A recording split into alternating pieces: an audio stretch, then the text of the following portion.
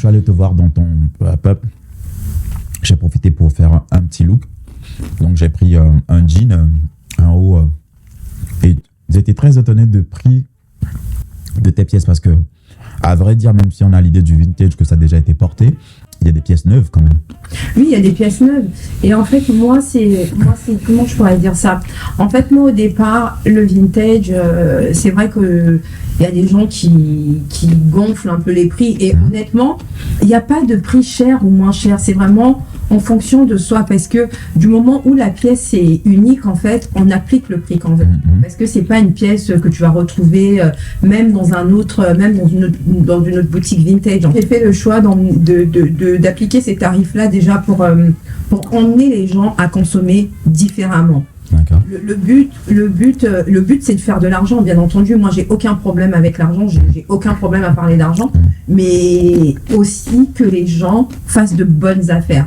Pour emmener les gens à consommer ce type de produit, il faut vraiment qu'ils aient le bienfait du vêtement, parce que le vêtement a une fonction au-delà juste d'être joli et tout, machin, coloré, fun et tout. Un bien-être à prix correct, en fait. On va dire ça comme ça. D'accord. Ok. Toi qui es au contact de ça, est-ce que tu peux me parler de... Déjà, on en a parlé au début que c'est un peu à cause de la galère, même si c'est très tendance en France. C'est devenu tendance, etc. Le vintage, pour moi, c'est devenu hyper populaire en très peu de temps. Pourquoi tu penses que les gens aiment acheter du vêtement vintage aujourd'hui? Les gens aiment acheter du vêtement vintage parce qu'avec, je pense aussi qu'avec les réseaux sociaux, chaque personne a envie de créer une identité forte. Et vraiment aujourd'hui, dans le vintage, on peut vraiment se créer l'identité qu'on veut parce que, comme je disais tout à l'heure, les vêtements sont uniques. Quelquefois, on trouve quand même des vêtements à super bon prix et les gens aussi commencent à avoir un peu cette démarche de consommer plus comment je pourrais dire le mot, plus raisonnablement. Enfin, il y a trop de vêtements. Pourquoi jeter ce qu'il y a déjà alors qu'ils sont en très bon état et qui sont bien plus qualitatifs que ce que l'on trouve dans le commerce? Ok. Et comment tu décides des prix, toi, de ces vêtements que tu dois vendre? Quand tu décides des prix. Oui, parce que tu m'as dit que tu fais des distances de dingue pour aller chiner. Oui, mais bien entendu, je compte toutes mes dépenses, tout ça, mon coef et tout. Mais ça va vraiment être par rapport à la composition d'un produit, à la rareté d'un produit, parce qu'il y a, bien entendu, il y a des produits qui sont bien plus rares que d'autres. D'accord. Donc voilà, et puis j'essaie aussi de m'aligner avec mes concurrents, forcément. Voilà. D'accord, ok. Et on reste, en attendant, parce que là, on va rester sur du business, une zone de confort business, et ensuite, on va essayer de gratter un peu, parce qu'elle a de très belles histoires à partager avec nous, Jill. Est-ce que tu travailles avec des fournisseurs, du coup? Tu as des fournisseurs aujourd'hui? Est-ce qu'il y a des fournisseurs dans le vintage comme il peut en avoir dans... Disons que pour l'instant, j'ai pas du tout de fournisseur. D'accord. Ce que je fais, c'est que je me promène. Et vraiment, ma sélection, ce sont des rencontres. Je vais rentrer dans un magasin et je vais avoir un coup de cœur sur une pièce. Pourquoi j'ai pas de fournisseur pour le moment? Peut-être qu'en me développant, je vais pas avoir d'autre choix que de passer par un fournisseur. Mais pour le moment, j'aime vraiment choisir chacune de mes pièces. Okay. Passer du temps à la choisir, passer du temps à l'imaginer dans un look, alors qu'avec un fournisseur, c'est tout de suite, on a le gros ballot. La démarche n'est plus du tout la même. Pour le moment, je suis encore plus dans la passion que dans gagner beaucoup d'argent. Ouais, ok. Voilà. Mais c'est une très belle chose parce que du coup, les pièces que tu ramènes ont toutes été choisies par toi avec un œil particulier. Et j'y passe des heures parce que quelquefois, quand on rentre dans les magasins, il y a tellement de vêtements, on ne voit pas forcément les défauts. Donc, il faut vraiment prendre le temps de bien regarder le produit, voir s'il y a des défauts. Bien entendu, on ne voit pas toujours tous les défauts, on fait beaucoup de pertes parce que quand on rentre, on se rend compte que le vêtement a tel trou et puis c'est aussi des vêtements, comme c'est des vêtements, certaines pièces sont anciennes, donc plus délicates. En les lavant, il faut faire attention à pas les abîmer, à pas les détériorer, quoi. Ok. Voilà, forcément, ça fait longtemps que tu vends. D'ailleurs, tu vends comment? Parce que là, je t'ai vu la première fois que je t'ai vu, c'était dans un shop temporaire. Voilà. Mais à la base, c'est quoi tes canaux de vente? À la base, c'est mon site internet que j'ai dû fermer pendant un moment. D'accord. Parce que quand on travaille seul, parce que ça aussi, c'est un sujet qu'il faut aborder, c'est important, parce que tout le monde veut se lancer comme ça dans l'entreprise. Mais ça prend énormément de temps. Et comme j'ai dit, moi, au départ, je le fais vraiment par passion. Donc, je suis assez perfectionniste sur certains points. Et donc, j'avais dû fermer mon site parce que je n'arrivais pas, en fait, comment je pourrais dire ça, à transmettre en fait mes produits comme je le voulais. Donc j'avais fermé le site, mais sinon principalement fallait faire appel à moi. Je sais. Hein, donc ne cherchez pas, si vous cherchez des web designers ou un développeur web qui vous transmettent un truc cool, vous m'écrivez. J'espère. Il est incroyable. J'espère pouvoir bosser sur ton site. Oui, du coup, à part donc c'est essentiellement sur Internet du coup.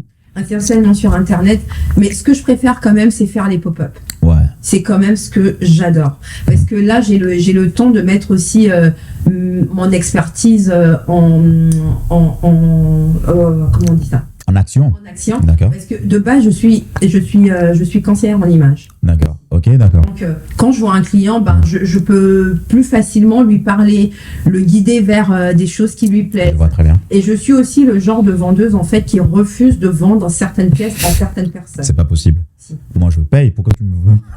Parce que déjà, moi, je ne suis pas dans la démarche où il faut consommer pour consommer. Attends, je paye, tu me vends le truc. Oui, mais ou non. Non, l'argent ne fait pas toujours tout. Parce que il faut que la personne porte bien mon... Ah, vas-y, dis-moi dans quel cas tu as déjà refusé de prendre les euros. Ah oui, d'accord. Ça arrivait tellement de fois. Et notamment une fois où il y a une dame qui a essayé une veste. D'accord. Et la veste, elle était vraiment incroyable. Et je la voyais en fait me dire, oui, je vais devoir l'ouvrir ici, l'agrandir, mettre un autre tissu, déplacer les boutons et tout. Mais non, en fait, tu n'abîmes pas ma pièce. Si elle te va pas, moi j'ai dit à la dame, si elle ne vous va pas, je ne vous la vendrai pas. Je préfère la vendre à quelqu'un à qui ça va aller. Directement. Trouver quelque chose d'autre, parce que ça me fait de la peine en fait. Dénaturer le produit. Dénaturer le produit. Parce et voilà. Pour certaines pièces, si je ne me trompe pas, c'est de la haute couture limite. Je chine beaucoup de pièces de grands designers. Je suis notamment hyper fan de Saint-Laurent. Donc oui, il m'arrive de chiner des pièces de grands designers. Okay. Mais ce n'est jamais la marque ne sera jamais un critère pour moi pour acheter une pièce. Il faut que, bien sûr, qu'il y ait la marque, mais ensuite que la matière soit jolie, la coupe soit incroyable. Il faut remplir plusieurs critères. Juste la marque, ça sera jamais un critère. D'accord. Parce qu'il y a des vêtements qui ne portent aucune marque et qui sont bien plus qualitatifs que des Saint-Laurent et j'en passe. J'imagine bien. Et qu'est-ce que j'allais te dire? Est-ce que en tant que créatrice, tu utilises les réseaux, toi? Voilà, tu es sur TikTok. Oui. Mais je sais que c'est pas ton truc. Non, je suis obligée aujourd'hui. À notre époque, on peut pas faire ça. Mais en fait, moi, je vois ton contenu, tu as l'air à l'aise sur TikTok. J'ai l'air à l'aise. Ah ouais, oui, voilà, maintenant. Parce qu'en fait, comme tu le sais, tu crées du contenu, tu es bien plus calé que moi en plus. Tu sais que des fois, on est obligé de refaire plusieurs fois. D'accord, ok. Plusieurs fois la vidéo jusqu'à se dire, ah, celle-ci, c'est là où je suis à peu près bien. Mais sinon, je suis pas du tout à l'aise. C'est qu'une impression. Avant de continuer, on a des trucs cool à manger sur la table, etc. J'aime bien l'idée de mes podcasts, on se pose en pote, etc. pour manger. Et je demande à chaque invité de venir avec une bouteille. Et une bouteille de vin. Elle ne boit pas, mais elle a décidé de participer quand même à l'idée. Donc, dis-le. Quelle bouteille tu nous ramènes aujourd'hui? Alors, c'est une bouteille qui m'a été conseillée par mon beau-fils. D'accord, ok. Un barman extraordinaire, très talentueux. Hein. Okay. Donc, apparemment, ça serait une bouteille qui serait bien à boire, plus avec des choses comme du foie gras. On n'a pas de foie gras. D'accord. Donc, voilà. Ok. Donc, la voici. Coteau du Léon, 2021. Ok. À conserver, à boire jusqu'en 2024. Parfait. Donc, on n'a pas de foie gras, on a du fromage, on a de la charcuterie, on a des... C'est quoi aussi? comment on peut dire, comment on peut appeler ça? On a des bouts de croissant avec des prépuces dedans, je sais pas.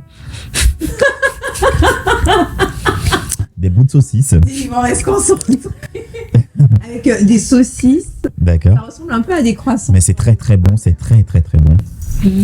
Donc, allez, on va ouvrir ça. Donc, avant de continuer, pendant que j'ouvre cette bouteille, qu'est-ce que j'allais dire?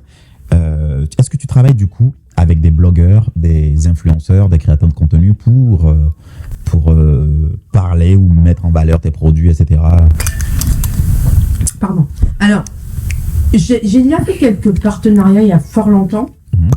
Aujourd'hui, je me suis lancée dans une autre démarche. Dernièrement, par exemple, j'ai habillé des personnes pour un clip. D'accord, ok. Un clip de soul. Et j'habille beaucoup mes amis, mon entourage. Je prête aussi des vêtements pour certains tournages. Mais j'ai pas encore réellement fait un gros partenariat avec des influenceurs. D'accord. Ok. Parce que sachant aussi que moi je suis assez difficile, il faut que la personne me touche en fait. Que la personne te plaise un peu dans sa manière de faire. Voilà. Le nombre de followers, encore une fois, ne sera jamais un critère pour moi pour sélectionner quelqu'un. Parce que on peut avoir plein de followers et mal porter mes vêtements. Ou être un enfoiré de première. Voilà, aussi. Être un enfoiré de première, ouais. Je trouve qu'aujourd'hui, ce truc de nombre de followers, en fait, est devenu tel que, des fois, on fait pas forcément, on devient moins exigeant avec ces personnes-là. Bien sûr. Et moi, je suis très exigeante. Je préfère quelqu'un qui a 1000 followers, qui me sublime mon vêtement. Je travaille avec des marques, j'ai travaillé avec des vendeurs qui travaillent avec des créateurs de contenu qui, du jour au lendemain, ont pris énormément d'abonnés, mais qui sont devenus exécrables. C'est-à-dire, au début, ils sont polis, ils sont trucs, parce que oui, je vais pas dire les marques, etc., parce que ça pourrait porter préjudice, mais on leur donne des produits gratuitement, des produits qui coûtent cher gratuitement, etc. On te prend en charge sur ton déplacement, etc. Et du jour au lendemain, les personnes passent de 20 000 à 300 000 et ça leur fait totalement péter les plombs. Oui, en fait. Voilà. Et ils oublient aussi que les réseaux sociaux, à la base, c'est un lieu de partage. On est là pour partager. Et en fait, on devient subitement comme ça, genre, nous, on est fan de... Bah non, moi, je suis pas fan de toi à la base. Ouais. Je suis là parce que tu crées un contenu qui me plaît. Voilà, j'aime ton contenu. Voilà, et que j'ai envie d'échanger avec toi, j'ai envie d'interagir avec toi. J'ai envie que, des fois, comme ça, je t'envoie un coucou et que tu me répondes. Moi, je suis fan de deux ou trois personnes. Moi, je peux dire que je suis fan de 2 ou 3 personnes liées à des réseaux sociaux. Mais le truc aussi, on peut pas répondre tout le temps. Parce que moi, du coup, on m'écrit tout le temps. Parfois, je suis désolé les gens, vous mettez juste bonjour ou salut, sans texte en bas. Ça n'a aucun sens. Je ne peux pas, tu vois, je ne peux pas. Donc oui, je comprends ce que tu veux dire. Et maintenant, on va arriver sur des trucs un peu personnels. On va arriver à une partie, je vais te poser 10 questions et ensuite on va commencer avec les questions indiscrètes. Tu vas pouvoir ensuite me poser 10 questions, ok? J'ai droit à un joker ou pas? Si la question est vraiment trop bizarre. Tu as droit à 2 jokers. Super. Ok? Donc, c'est très bon. Ouais, il est très fruité. Ouais, il est vraiment très bon. Donc, quel est ton plus grand rêve aujourd'hui si je suis vraiment Samaël ou un archange et que je dois t'exaucer un vœu? Un seul. Un seul. Quel est ton plus grand rêve? Faire le tour du monde. Ah ouais? Ouais. Ok. Ouais, sans hésiter. Tu sais qu'en tant qu'afro, tu peux pas décider de faire le tour du monde comme ça. Il y a des endroits dans le monde où tu ne peux pas passer en tant que black, tu sais ou pas? Ouais, j'essaierai quand même. Ah oui, parce que moi, je sais que si je décide de faire le tour du monde, quand je vais passer vers l'Afghanistan ou l'Iran ou dans les pays arabes, ou même à l'Est, je ne rentre pas. Bon, il y a des pays aussi qu'on peut choisir de ne pas visiter. Oui, non, mais quand quitte à faire le tour du monde, tu fais vraiment le tour du monde. Sinon, t'as fait... le tour du monde, sauf... Voilà. Faire le tour du monde des... Non, mais réellement, en fait, j'ai l'impression que quand t'es black, voilà, tour des continents. Voilà, tu peux faire un tour du continent, mais quand t'es afro, tu peux pas faire le tour du monde parce que limite, t'as besoin d'avoir ton passeport, tes visas, plus 2 blancs. Il faut que quand tu disparaisses, ton ambassade veut te récupérer parce que je suis pas sûr qu'en tant que black seul aujourd'hui, l'ambassade du Togo va rien faire à moi. Dans mon cas, ils s'en battent les couilles. Hein. Mais l'ambassade de France peut me récupérer peut-être si je suis avec d'autres personnes importantes. Peut-être. Tu vois? Peut-être. Tu vois? Voilà. Mais oui. Donc, quand même, quand nous habitons un bon pays, donc on espère quand même qu'on Oui, franchement, et ça c'est un truc qu'on doit dire surtout et que les gens oublient avec le temps, c'est que la France a toujours été une terre d'accueil plus friendly que d'autres pays pour les Blacks. D'ailleurs, notre gars, petit moustachu là, ça lui a foutu le seum à un moment donné d'en voir autant à Paris. Donc faire le tour du monde. Plutôt le tour des continents maintenant qu'on... Des continents maintenant. Maintenant qu'on est dedans. Ouais. Ok. Qu'est-ce qui te fait rire aux éclats? Quel type d'humour tu aimes? Moi j'aime bien... c'est bizarre, j'aime bien quand les gens se cassent la figure. Ah, t'aimes les... T'aimes les Jim Fail. Oui. Jim Fail, les trucs où les gens se font un peu mal. Un peu mal. Voilà. Non, pas mal. Non, pas mal. Non, t'as dit se casse la figure, c'est pas... Je sais, mais genre des dégringolades. Ouais, ça me fait bien rire. Et puis les enfants aussi me font rire. Enfin, ce qui me fait rire surtout chez les enfants, c'est des enfants qui ont une âme de vieux. Ils s'expriment et c'est qui ce gosse? Il y en a de plus en plus, hein. Surtout sur TikTok, Il y en a de plus en plus. Sur un gamin. Ouais. Je me dis, c'est pas possible en fait. Ça me fait rire. En parlant de gamin, il y a un truc que j'ai vu la fois dernière qui m'a pas fait trop rire. C'est un gamin, je sais plus, j'ai vite switché à autre chose parce que il y a des trucs que je fuis. Oui, bien sûr. Je vois, mais je fuis en fait parce que, en gros, l'enfant avait 6 ans ou 5 ans et il disait sur un plateau qu'il est une femme, qu'il est une fille. Et j'avais, en fait, ça a questionné comment on peut dire ça? Ça a questionné à quel point je peux être ouvert à certaines choses. Et du coup, je sais pas si c'est un défaut, mais là, j'ai pas pu être ouvert de me dire qu'un gamin à 6 ans, avec tous les problèmes qu'il peut avoir, genre, on s'est tous amusés en enfant à mettre des chaussures de nos mères, etc., parce que c'est drôle, etc. Mais à quel moment tu es persuadé à 6 ans? Et là, j'ai décroché. Donc, oui, ça revient à son truc de très sérieux, très vieux, très... tu sais, et tu te dis, waouh. Bah, moi, à 6 ans, bon, après, les gens, ils font ce qu'ils veulent. Oui, bien sûr. Il faut savoir que moi, à la base, j'ai quand même une éducation africaine. Oui, d'accord. Donc, je ne suis pas tout à fait encore éduquée sur tous les sujets. Bien sûr. C'est des fois un manque d'éducation, un manque d'information. Non, c'est pas parce que tu n'as pas eu l'éducation que tu manques d'éducation. C'est pas parce que tu as... Sur ce sujet-là, voilà. On n'aborde pas. Ouais. Non, quand même pas. Non. Il y a d'autres problèmes. On a d'autres problèmes, on veut manger. Oui. De se réussir, etc. Mais à un enfant de 6 ans, moi étant maman, je me souviens que Awa aussi était un enfant très précoce. D'accord. Sur beaucoup de sujets. Awa, quand elle parlait, tout le monde me demandait, mais elle a quel âge votre fille? Mais je sais qu'à 6 ans, on ne se pose pas réel, sauf exception. Les enfants qui ont vraiment un truc... voilà. Et puis je suis tata, je suis entourée d'enfants au quotidien. J'ai jamais vu un enfant de 6 ans se questionner sur des choses comme ça. À 6 ans, on veut regarder les dessins animés, on veut jouer, on veut taquiner les autres, on cherche le dernier machin. On se pose pas surtout que sur sa sexualité, son orientation. Je me dis qu'il y avait sa mère à côté. J'ai l'impression que parfois, il y a des parents qui... Ils ont raison d'être ouverts, d'avoir des convictions, etc. Mais qui projettent ça sur leur enfant. Oui. C'est-à-dire... ok, un jour je me suis habillé en Barbie, j'ai joué en Barbie. Tu te dis, ah, tu aimes bien, ok, d'accord. Donc, t'es une femme, tu te sens. Tu vois, bah, sérieusement, il encourage, il crée ça dans l'enfant. Mais c'est pas vrai parce que moi, plus jeune, moi je viens d'une fratrie où je suis la seule fille. Et moi, mes frères ont toujours porté mes jupes. Ah, d'accord, ok. Normal. Et au Congo, on a ce truc où les mamans elles portent 2 pagnes. Ouais. Donc elles mettent d'abord un pagne en dessous et 2 pagnes, le deuxième pagne qu'elles viennent attacher. Et mes frères ils faisaient tout le temps ça. Ils mettaient des pagnes, ils mettaient du rouge à lèvres, des machins et tout.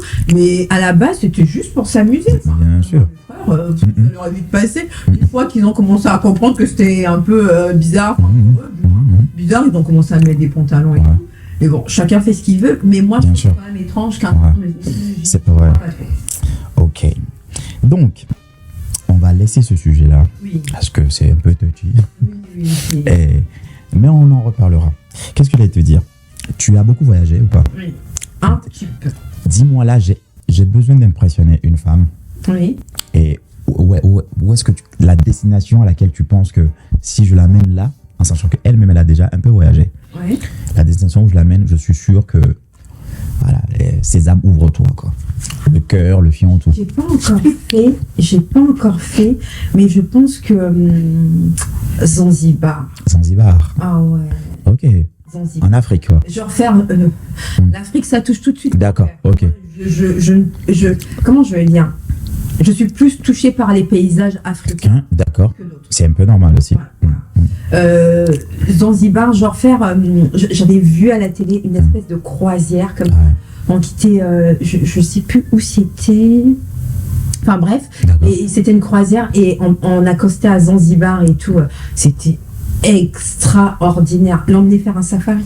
D'accord. Ah, par contre, safari, j'ai un petit problème avec. Pourquoi? Enfin, si c'est un safari de visite, c'est cool, mais si c'est un safari de.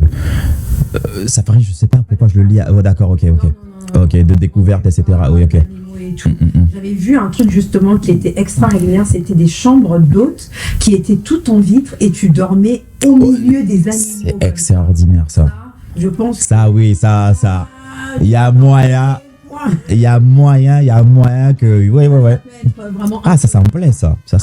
Non, pas des trucs de chasse, parce que nous, on ne nous tue pas, nous sommes aussi des animaux. Personne ne nous pourchasse avec des fusils. Pourquoi aller tuer des animaux? Non, surtout qu'après, il y a des animaux qu'on mange pour vivre, et après, bon, je pense que la nature, elle s'est un peu stabilisée pour ça, etc. Mais il y a des animaux, certains, genre le rhinocéros. Ouais, c'est sale, quoi. En fait. Si on le laisse comme ça, là. Oui, c'est affreux. Je regarde des trucs comme ça et c'est dégueulasse. Ok, donc Zanzibar, je note ça quelque part. Zanzibar, où je sais plus où il y a ce fameux safari, tu regarderas sur internet, ces fameuses chambres tout en verre. Ouais, j'ai vu sur Airbnb. Ah ouais. J'ai vu sur Airbnb. Dites-moi en commentaire, vous, laissez un commentaire si vous pouvez. Dites-moi quelles sont les destinations que vous pourrez me conseiller ou conseiller à quelqu'un pour chiller, pour profiter ou pour marquer des points. C'est plutôt pour marquer des points. Voilà, ok. Après, une destination quand même que j'ai faite, que j'ai trouvée extraordinaire de par sa culture. Bali. Et non, j'ai pas encore fait Bali. J'ai fait la Thaïlande. Ok. La cuisine. Moi, je voyage surtout pour la cuisine. J'aime bien manger. Mais la Thaïlande, le problème, c'est que j'ai l'impression que les Français ont tellement foutu la merde là-bas. Non, pas Bangkok. D'accord, ok. Pas ces régions-là. Il y a des petits villages, des petites régions et tout. Moi, je sais qu'à l'époque, on était parti pour faire un peu de l'humanitaire. Donc, nous avions ramené des affaires que Awa ne portait plus, mais bien entendu repasser, laver et tout, très propre, et des affaires un peu scolaires, donc des crayons, des petits carnets et tout pour les donner aux enfants là-bas. Non, pas les grandes villes. Pas les grandes villes. Ok. Donc, oui, les îles, quoi. En fait, il y a des petites îles. Je ne viens plus parce que ça fait fort longtemps. En fait.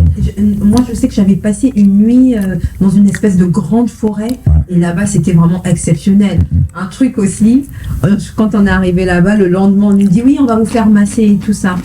Vous allez vous faire masser plus tôt. Et je vois plein de gens alignés et tout. Je vois tout le monde avait des adultes. Et moi, je tombe sur une petite fille, genre de... Non, c'est la plus... Je me dis, mais c'est quoi ça? Pourquoi moi, je suis la plus grande du groupe et c'est moi qui vais... T'as malmené. Ah non. Mais j'étais choquée par la force. Oui, t'as malmené. Oui, elle m'a malmené. Ouais. J'étais choquée par la force. À Paris, ici, ça m'est arrivé. Une Thaïlandaise dans un truc de massage thaïlandais. Genre, tu sais, je suis... Bon, là, je fais 96 ou 98 kilos. Mais à l'époque, je faisais 105, 106 kilos. Voilà, donc... très musclé, etc. Donc, je voulais vraiment du deep tissue, un truc qui me... Ouais, crac. Voilà, un truc où on me masse vraiment. Et on me ramène toute une dame... elle arrive juste à la taille et j'étais un peu genre... Enfin. Tu vois, je fais... Non, mais... Elle me dit non, c'est bon. Elle me tient la main, etc. On se pose. Il y a une qui s'occupe de la femme avec qui j'étais à l'époque, etc. Il y a une qui s'occupe d'elle. Et elle... Et dès le premier truc... C'est impressionnant. Mais je me suis dit, c'est pas possible. Ça va. Les doigts, les trucs, etc. En fait, moi, ils m'ont expliqué quoi? Ils m'ont expliqué en fait qu'ils transféraient tout le poids et toute la force de leur corps dans les mains. Tout le poids et toute la force de leur corps dans les mains. Ce qui fait que tu ressens une vraie pression en fait. En fait, elles ramènent comme ça tout leur poids et toute leur force en fait dans les mains. Ce qui fait que quand elle se met sur toi, tu le sens quoi. Ouais. Puis elles sont juste réputées pour ça. Je sais qu'on m'avait fait des massages lymphatiques, j'avais fait tout type de massages. À l'époque, ça coûtait quoi? Genre 5-6 balles. Enfin, une misère. Et puis moi, par contre, quand je voyage, j'aime bien être vraiment avec les locaux. Je suis pas dans les palaces, dans les trucs, dans les machins. Enfin, je viens de la France. Ici, il y a des palaces. Je vois pas l'intérêt d'aller là-bas pour les palaces. Moi, je vais plus à la rencontre de l'habitant, quoi. Ok. C'est ce que je préfère. Tu vas me citer 3 pays africains que tu aimes, genre pas juste aimer. Et tu vas me citer à chaque fois un de tes plats préférés par rapport à ce pays.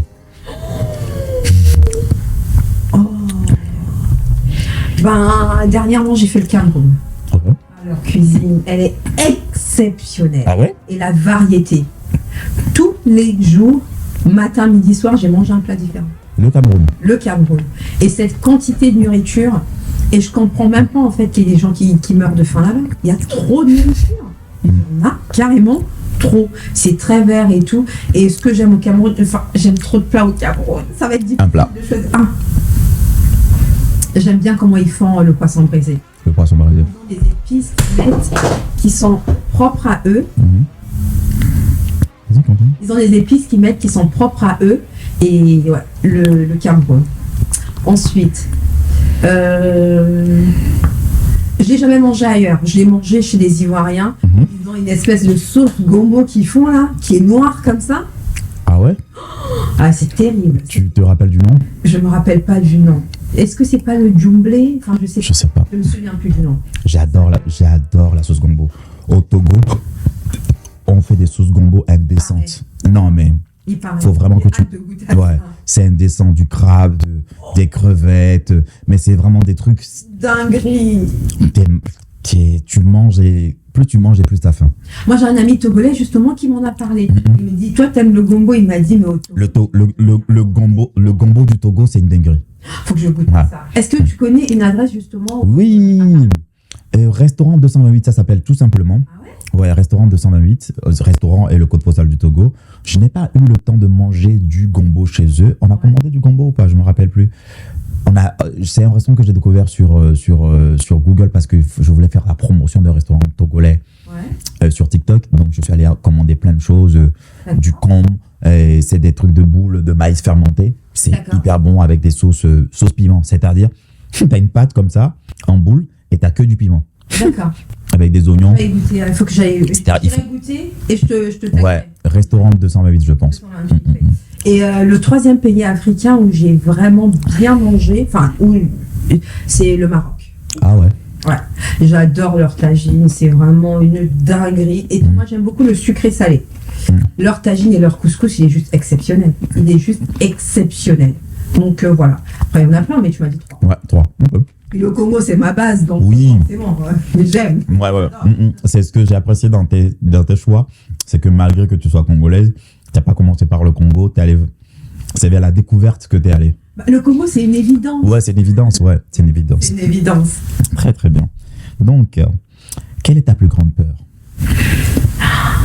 Quelque chose. Parler de ça, mais de plus en plus, j'y pense. C'est vrai que c'est dur. Hein, ma plus grande peur, c'est vraiment... Rien que de t'en parler là, je suis terrorisée. Ah ouais? J'ai toujours eu peur, en fait, que ma fille décède avant moi. Je sais pas pourquoi je pense à ça tout le temps. Non. Ça me terrorise. Mais il faut pas avoir peur de parler de sujets comme ça. Bien sûr. La mort fait partie de la vie. De la vie, ouais, bien sûr. Et c'est vraiment... C'est ma plus grande peur. Je vais te dire un truc. Moi, il y a des périodes où ça m'arrive